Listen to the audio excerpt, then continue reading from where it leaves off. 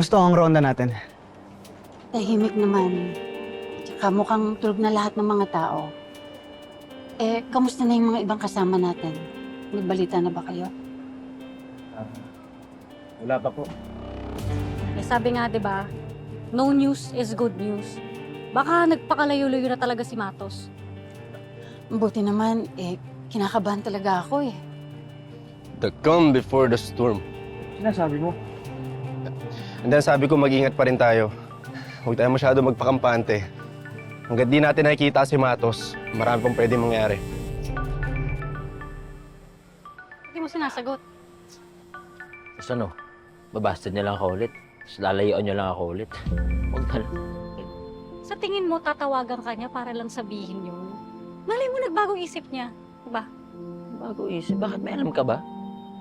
Kinausap ko siya kanina.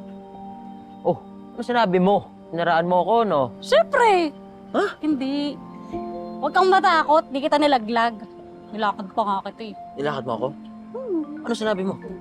Gumana ba? Umipek ba? Ano sinabi mo? Ano Eh, sinabi mo? sagutin mo kaya, para malaman mo. Sagutin mo na! Hello, lady. Hello, Sig? Hello? Ano ba? Mag-joke lang. Sig? Ba't nawala? Ayan. Oh, ba't? Ano ba yan? Ba't di ka nagcha-charge ng phone mo? Saka ako na lang isipin. Katapos natin magronda. Ayun tuloy, di mo malalaman kung anong sasabihin niya. Sayang naman. Ba't parang mas excited ka pa sa akin? Ano ba alam mo?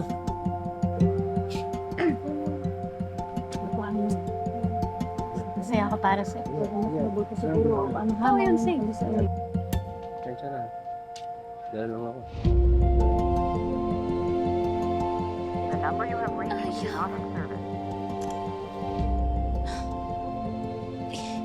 Tinatawagan ko si Sige tapos bigla na lang nawala. Tapos ngayon hindi siya makontak. Sasabihin pa naman ako sa kanya. Bakit ate? Aamin ka na ba? Aamin na yan. Aamin na yan. Hoy, ikaw talaga gusto mo pingutin kita. Uy, pero kung aamin ka nga, di ba dapat mas maganda sa personal para mas may feelings sa bano dyan?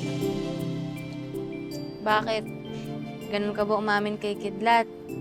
Uy, teka, walang ganon. Ang point ko is kung may gusto kang sabihin kay Sig, dapat sa harapan niya. Para makita niyo yung reaction ng isa't isa. Basta, mamaya mong gawin yan pagkatapos ng duty natin. Sige na nga. Galing ka dyan eh. Trabaho muna tayo.